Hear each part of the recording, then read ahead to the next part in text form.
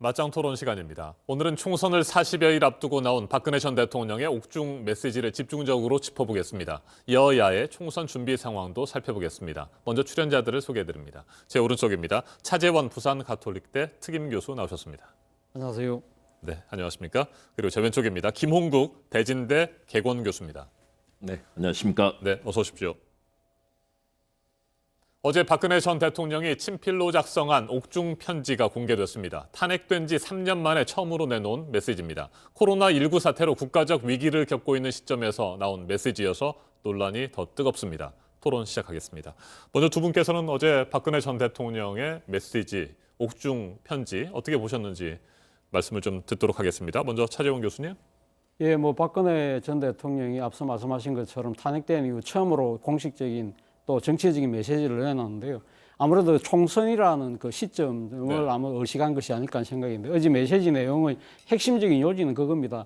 반문 단일 대오를 형성을 해서 정권을 심판하라는 것이 메시지였거든요. 그런데 지금 미래통합당이라는 그러니까 이 중심으로 해서 보수 야권이 뭉치는 모습을 보이고 있지만 그러나 정작 박근혜 전 대통령을 중심으로 했던 소위 말하는 친박 정치 세력은 이 흐름과는 다른 모습을 보여주고 있던 것이 사실이지 않습니까? 네. 자유공화당이다, 또 친박신당이다, 또 한국경제당이라는 식으로 오히려 친박 정치 세력들이 분리되는 모습, 이러한 모습 가지고는 안 되겠다. 그렇기 때문에 일단 미래통합당 중심으로 일단 단일 대오를 형성해서 정권을 심판하라는 메시지, 이걸 아마 그렇게 긴급하게 던질 수밖에 없었다는 것이 첫 번째 아마 본인이 그렇게 메시지를 던져야 될 아마 계기로 작용했던 것 같고요. 네. 또 두 번째는 제가 생각했을 때 코로나19 사태입니다.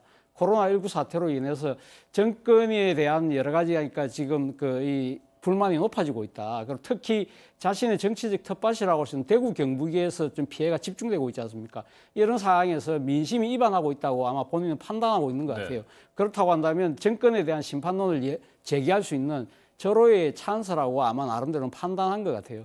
그럼에도 불구하고 제가 생각했을 때는 아니 상당수의 국민들이 지금 국가적 재난 상태를 맞이해서 이런 정치적 메시지를 다른 분도 아니고 그 헌정사상 최초로 헌법재판소에서 파면당한 전직 대통령이 이런 정치적 메시지를 옥중에서 던지는 것이 과연 타당한 것인가에 대한 비판은 또 엄연히 존재하는 것 같습니다. 네, 그런 여러 가지 비판도 있고 논란이 일고 있지만 지금 옥중 메시지를 내는 것이 사유로 총선에 아주 직접적인 영향을 미칠 수 있을 것이다. 이렇게 판단을 했다고 보십니까? 예, 본인은 그렇게 당장 판단했겠죠. 앞서도 제가 말씀했습니다만 일단 보수 야권이 단일 대우를 형성해야만 이번 총선을 이길 수 있다고 아마 생각을 하는 것 같아요. 본인이 이 총선 승리에 대해서 강하게 이렇게 지금 집착을 하는 이유는 본인을 지금 둘러싼 여러 가지 그러니까 정치적인 또 사법적인 환경 자체가 상당히 힘들고 엄중하지 않습니까? 네. 그렇다고 한다면 본인 스스로는 지금 사실 이 자신을 둘러싼 여러 가지 재판 자체를 일종의 사법적 심판으로 보지 않고 정치적 재판으로 보고 있거든요. 그렇다고 한다면 이걸 풀 수 있는 길은 결국 정치적 해법이다. 그러면 이 정치적 해법을 풀기 위해서는 어떻게 해야 하느냐? 자신의 사면을 지속적으로 주장하고 있는 이 보수 야권이 승리해야만 된다고 생각을 하는 것 같아요. 그리고 또 보수 야권이 승리해야만 자신에 대한 탄핵에 대한 역사적 평가, 정치적 재평가도 가능할 수 있다. 나름대로 정치적 재기까지 꿈꿀 수 있다고 아마 나름대로 판단한 것 같아요. 그럼에도 불구하고 앞서도 제가 말씀드렸지만 이러한 시점에서 이러한 옥중 메시지 자체가 과연 정치적인 타당성을 떠나서 정말 효과가 있을 것이냐, 오히려 정치적 역풍을 불러일으킬 수도 있다는 이 지적도 있다는 겁니다. 네. 더불어민주당은 박 전 대통령이 탄핵을 부정하고 정치 선동에 나섰다 이렇게 강하게 비판을 했습니다. 민생당과 정의당도 정치적 입지를 이번 기회를 삼아서 만들려고 하는 파렴치한 행태다 이렇게 맹비난을 했는데 이 부분은 어떻게 보십니까? 일단 수감된 지 1070일 만에 나온 메시지입니다. 그러니까 당시 자택으로 들어가면서 메시지를 냈던 3년여 만에 이제 메시지가 나온 건데요. 일단 본인의 있는 상황들, 본인의 입장에서부터 먼저 생각해야 될 것 같습니다. 현재 3년여 이제 수감이 된 상황 아니겠습니까? 그리고 2년형 정도가 일단 선고가 돼서 대법원의 파기 환송심이 진행되고 있습니다. 네. 아마 오랜 기간 이런 교도소에서 있으면서 느꼈던 본인에 대한 사면과 복권의 문제, 결국 보수 진영이 승리해야만 본인의 사면 복권도 기대할 수 있는 것 아니겠습니까? 더불어서 현 상황이 오늘이 바로 공관위에서 다시 말해서 미래통합당의 공관위에서 TK 지역에 대한 이 공천이 발표가 됩니다. 아마 우수수수 뭐 이렇게 떨어지는 의원들도 있을 거고요. 그런 측면에서 이제는 여기에 대해서 반발하고 당을 나가는 사람들, 또 무소속으로 출마하는 사람들 여러 사람들이 있을 수 있고요. 또 친박 정당들이 지금 우후죽순으로 난립하지 않습니까? 네. 한국정제당이라든가 뭐 자유통일당, 친박신당 많습니다. 결국은 이렇게 가서는 보수 진영이 승리할 수 없다. 총 단결해야 된다는 그런 메시지를 내고 싶었던 것이고요. 그런 측면에서 편지는 세 파트로 구성이 되어 있습니다. 네. 본인의 TK 맹주로서의 TK 지역에 이 고통받고 있는, 특히 코로나19로 고통받는 TK 지역의 여러 시민들에 대한 위로, 다시 말해서 TK의 맹주는 본인이다라는 걸 다시 한번 확인하는 측면도 있고요.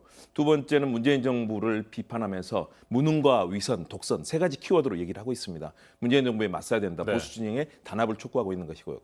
결국은 이를 통해서 박근혜 전 대통령이 보여주는 것은 이번 총선에서 보수 진영이 총단결하고 승리함으로써 문재인 정부를 심판하고 본인의 이런 현재 상황도 이후에 이제 사면 복구까지 큰 그림을 염두에 뒀다고 생각되는데요.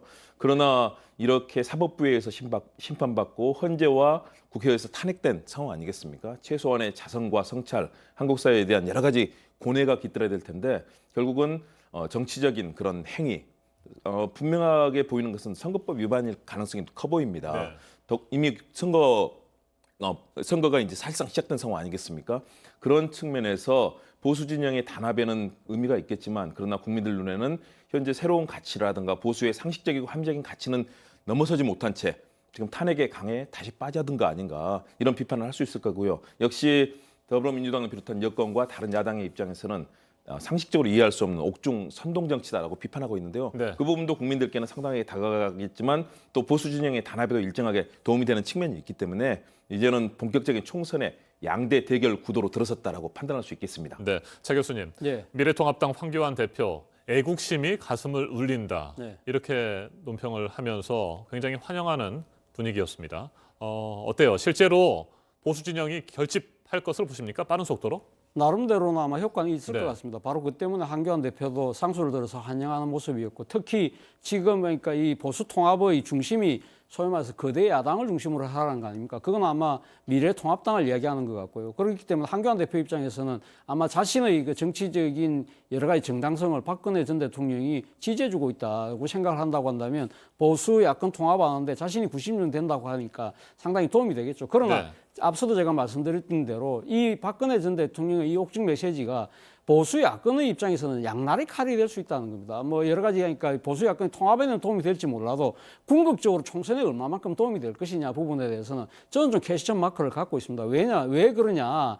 지금 박근혜 전 대통령이 지금 보수 야권 그러니까 거대 야당을 중심으로 해서 통합하라는 그 자체가 사실 이 다시 통합했을 경우에는 그거는 말 그대로 전임 정권 때의 거대 여당을 형성했던 이 새누리당의 모습을 되찾아갈 가능성이 높다는 겁니다. 소위 말해서 그렇게 될 경우에는 정권 심판론보다는 야당 심판론이 부각될 수 있다. 그리고 앞서도 제가 말씀드렸지만 이 지금 이 헌법재판소에서 파면당한 전직 대통령이 옥중에서 이런 식으로 선동적인 정치적 메시지를 내는 것에 대해서 과연 중도층, 무당층 표심이 어떻게 반응할 것이냐의 부분입니다. 이 국가적인 재난 상태에 있어서 여러 가지 국난 극복을 위한 메시지가 아니라 어느 특정 정파의 이 힘을 실어주는 메시지를 보이는 이 행태에 대해서 과연 중도층들은 이것이 정당한 행위라고 판단할 것이냐. 저는 그렇지 않을 가능성이 좀 더 높지 않을까 하는 생각이 들고요. 그리고 또 한편으로는 지금 보수 야권의 통합이라는 것 자체도 결코 말처럼 쉽지는 않다는 겁니다. 왜 그러느냐. 결국 지금 자유공화당을 비롯한 친박 세력들이 지금 미래통합당하고 합치는 과정에서 결국은 지분 싸움이 일어날 수밖에 없거든요. 어제 조은진 자유공화당 공동대표를 비롯해서 몇몇 분들이 공개적으로 지금 이 우리의 지분을 어떻게 확보할 것이냐 부분을 갖고 공개적으로 요구를 하지 않았습니까? 이런 부분들. 그리고 또 지금 박근혜 전 대통령이 지금 친박 세력들하고 힘을 합치라는 부분에 있어서 유승민 의원을 비롯한 새보수당 계열들이 과연 가만히 있을 것이냐. 이 부분도 있는 거고요. 또 한편으로는 반대적으로 봤을 때는 이 더불어민주당을 비롯한 기존의 여권의 지지층들이 상당히 결집할 가능성이 있다. 그동안 이 코로나 사태나 이런 부분들을 통해서 현 정권에 대해서 약간 좀 심판을 해야 되겠다는 목소리를 갖고 있었던 분들이 이거 아니구나. 이러다가 잘못하면 큰일 나겠구나 생각해서 이 범여권 지지층들이 결집하는 하나의 계기가 될 수 있다는 측면들 봤을 때는 제가 생각했을 때는 박근혜 전 대통령이 의도하는 정치적 효과가 과연 있을지 부분에 대해서는 한계가 상당히 분명히 존재한다고 저는 네, 그러니까 박 전 대통령의 옥중 메시지가 보수 진영을 어느 정도는 결집시킬 수 있겠지만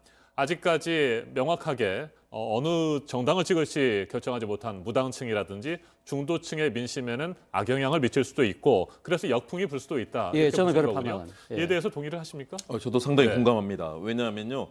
그동안에는 박근혜 전 대통령은 사실은 이제는 이 막의 뒤편으로 퇴장한 배우였습니다. 지금까지는 황교안 대표와 김용호 공관위원장이 중심됐었거든요. 그런데 다시 박근혜 전 대통령이 등장하면서 탄핵의 기억들이 이제 국민들 마음속에 나올 겁니다. 코로나19로 인해서 사실은 국민들 지금 답답한 상황인데요. 과연 이 메시지 속에서 미래지향적인 한국 사회의 모습이 있는 것인가? 당장 자유공화당에서는 공관위 미래통합당의 공천 작업을 중단하기 바란다. 하나 되는 것이 핵심인데 혼자 가서는 안 된다라고 얘기하고 있습니다. 네. 다시 말해서 공천에서부터 이 탄압의 과정들이 굉장히 혼란스러울 것이고요. 저는 다시 한번 탄핵의 늪에 빠졌다. 과거에 박근혜 정부의 국정농단, 비선실세, 최순실 씨에 의존하면서 국가의 행정과 모든 청와대 시스템이 파괴되고 블랙리스트로 국민을 편가르고 군과 국세청, 검찰 동원해서 국민을 탄압했던 그 시절로 이제 거기에서 한 발자국도 벗어난 새로운 가치와 미래지향적인 철학이 보이지 네. 않거든요. 그렇다면 지금의 이 단결의 모습들이 과연 국민들께 새로운 보수의 이 모습을 보여줄 수 있을 것이냐. 이 부분에 있어서